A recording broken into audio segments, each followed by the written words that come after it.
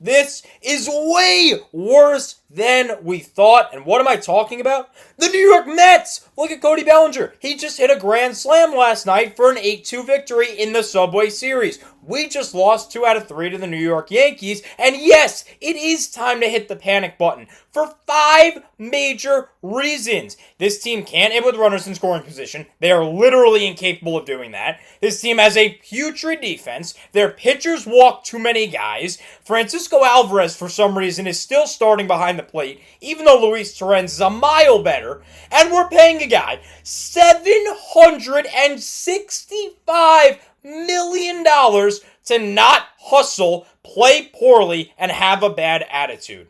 This is terrible. Obviously, it's time to hit the panic button, but before we do that, please hit that subscribe button. We're going to play a little bit on words there, because 73.6% of you that watch these videos are not subscribed, so please do me a favor, and everyone here at Mets Digest a favor, and hit that subscribe button. That way we at Mets Digest can bring you content about the Amazins. Welcome back to Mets Digest. I'm your host today, Mike Duda. And let's not waste any time. Let's get into these major problems. Now, I'm going to leave one out. I'm going to leave the Soto one out because that's going to be a completely separate video because of how big that guy is. And the fact that we're paying him the most money in all of sports, I'm going to leave that problem to a separate video. So we got 4 massive flaws to go over today. But before we do that, I do want to note this team is the only one in baseball that has not lost 3 games in a row. They're 29-18, 11 games above 500, and they're 18-12 against teams that are 500 or better when playing them. That's good. That's very, very good. They're leading the NL East right now. But the Phillies are up and coming right now. They are right on our tails for first place, and the Atlanta Braves are not far behind them. So, if the Mets don't wake up quickly, they're going to lose the division. They're going to be in 3rd place before you know it. So, we have to wake up and solve these 4 problems. First, we can't hit with runners in scoring position. This is a team that relies on the deep ball. They rely on home runs, extra base hits, scoring with runners in scoring position via hits, and they are tied for 12th in the MLB with 52 home runs. This is a team that's supposed to be one of, if not the best lineup in all of baseball, and they're not even playing well to their strength of home runs. Yeah, tied for 12th is not bad if you look at a team overall, especially if you're not a good offensive team. This team's supposed to be top 5, top 3, maybe top 1 at what they do, and they're tied for 12th in home runs. They're also 12th in runs per game with 4.5. They're tied for 13th in batting average at 247, so they're not doing well. This top-tier lineup is not being close to a top-tier lineup. And this 247 team batting average is better than it is with runners in scoring position. The way it works is you are supposed to be better with runners in scoring position batting average wise than you are in general with your batting average. The Mets have the opposite way around.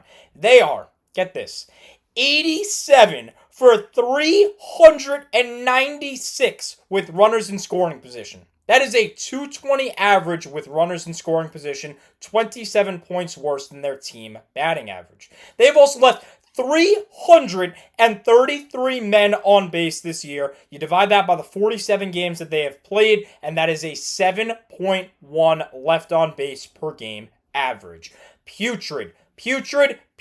That is terrible. And you look at the last series where they lost 2 out of 3 to the Yanks, it's even worse. 4 of 25 with runners in scoring position. That is a 160 batting average, and they left 22 men on base. That is pathetic. Now, their defense has also been terrible too. Mark Vientos playing third base, 6 errors so far this year over 38 games played. That's more than he had in 108 games played last year, where he only made 5 errors. And his offensive numbers don't even warrant the fact that he's not doing well defensively. He's got a slash of 241, 303, 869 with 5 homers and 18 RBIs. That's worse than the Mark Vientos we saw last year. Way worse. Now, the whole left side of the infield hasn't even been good. Francisco Lindor tied for the 4th most errors in the MLB with 7. This is a gold glove. This is a platinum glove guy. He's not doing it. Nobody is playing well defensively. It's not good. This is a problem. And then you look at last night, and the Mets defense is the reason why they lost last night's game. They had a bad game in game one where they lost 6-2 to the Yanks. They squeaked out a victory on Saturday 3-2. Now all the lights are on them. It's Sunday Night Baseball. America's watching.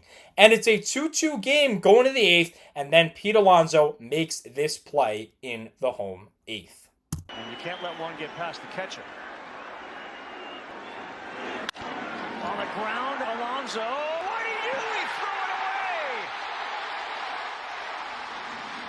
away. It wasn't close, and the Yanks have a lead as Alonso air-mailed it to home. Now, this doesn't even include the Mark Vientos error in the first inning that allowed 2 runs to score for the Yanks and gave them a lead that they never looked back from. And the defense overall is the reason why the Mets lost last night's game.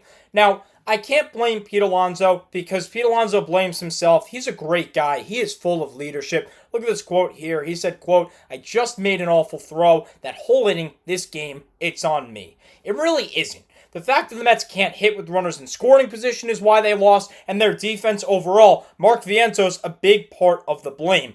But props to Alonso. He's awesome. He's a leader. Unlike Juan Soto, who I will talk about in the next video, who I am most certainly infuriated with at this moment. Now, here's what the skip had to say. Carlos Mendoza, when asked about how the defense has been, he said, quote, "On and off. I feel like we've gone through stretches where we've been pretty sharp, but also there's been a few games where we're not finishing plays or we're not completing them, even some of the routine plays." Now, you can get out of those errors when you're a good pitching staff, when you're a great pitching staff, and I really think that the Mets are. Don't get me wrong, but they walk way too many batters, and this makes the errors shine. This allows those runners that get on via errors to score because the Mets can't strand them because they're just busy walking batters. Right now, the Mets are 8th in walks allowed in the MLB amongst pitchers. They're tied for 3rd amongst starters, and they walked 19 batters over 3 games against the Yankees, 8 of them coming last night. When you walk 8 batters and you make 2 critical errors, there is no way you can expect to win a game, let alone without hitting with runners in scoring position like you have all year. Now, I don't want to focus on this because the Mets rotation and the Mets bullpen has been stellar. They still have the best ERA in all of Major League Baseball. But again, ERA is earned run average. That doesn't account for the unearned runs. Unearned runs still go to the score. They just don't matter as much when you look at how good a starting pitcher has been or how good a rotation or a pitching staff has been. The Mets are still letting up unearned runs, which are runs that they're not getting back because they can't hit with runners in scoring position, and then they're losing ball games. So that's a problem. But again, I don't want to focus on the pitching because that pitching has been great. What I want to focus on is another aspect of pitching, the catcher. The catcher is so vital to a pitcher.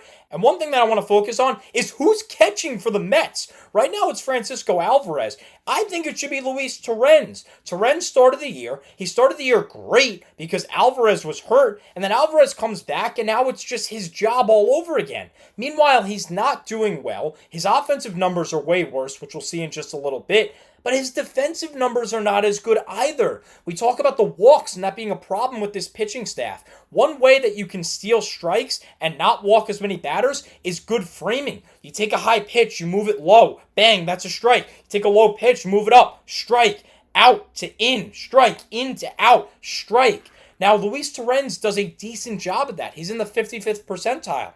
Where's Francisco Alvarez? The 5th! The 5th!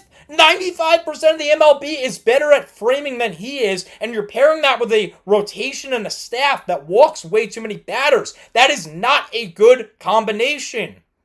Now, here's another thing. Other teams play small ball. Like I said earlier, the Mets don't do that. They don't have the speed. They don't have the bunting ability to do that. But other teams do. How can you prevent that? Throwing out runners. What can Francisco Alvarez not do nearly as well as Luis Stearns? Throw out batters. Alvarez has only thrown out 4 of 16 batters, good for a 25% caught stealing rate, whereas Stearns is 7 of 13 this year. That's good for a 53.8% caught stealing rate. Over 20% better than the MLB average of 30. Stearns is great at throwing out runners. You see people don't try to steal as much on Stearns compared to Alvarez because he's only had 13 attempts compared to Alvarez's 16, and Stearns has caught more games than Alvarez has, and he's a better framer. So defensively, your guy needs to be Luis Torrens. Now, how about offensively? Still Luis Torrens. Now, these numbers might be a tad bit more inflated for Torrens in terms of the numerical stats because he has played 11 more games, but he's got more RBIs, tied for home runs, and the average stats are showing it as well, the percentile stats. He's got a better batting average. He's got a better slugging by far. His OPS is way better. And Luis Torrens has an OPS plus that's above league average, whereas Francisco Alvarez is below average. So it's very obvious right now that the Mets need to start Luis Torrens. That's one of the ways that you can solve these major problems. So overall, the Mets have a lot of problems. We went over 4 of them today, and we know how to solve them. It's very easy. Start Luis Torrens over Francisco Alvarez. As for the other 3, that's going to rely on the players. The pitchers need to stop walking batters. The Mets defense overall needs to just step up its game. And I was only focusing on the infield. The outfield has had some problems, like Juan Soto, which we'll get to in the next video. And the Mets have to start hitting with runners in scoring position. There is no way around that. But that's all the time I have for you on today's video. Check out the video I'm going to post in just a little bit on Juan Soto and how pathetic he has been to start the year. But as always, Mets are above 500. They're 11 games above the 500 mark. They need to get back in the win column. They play the Red Sox tonight. So, as always, let's go Mets.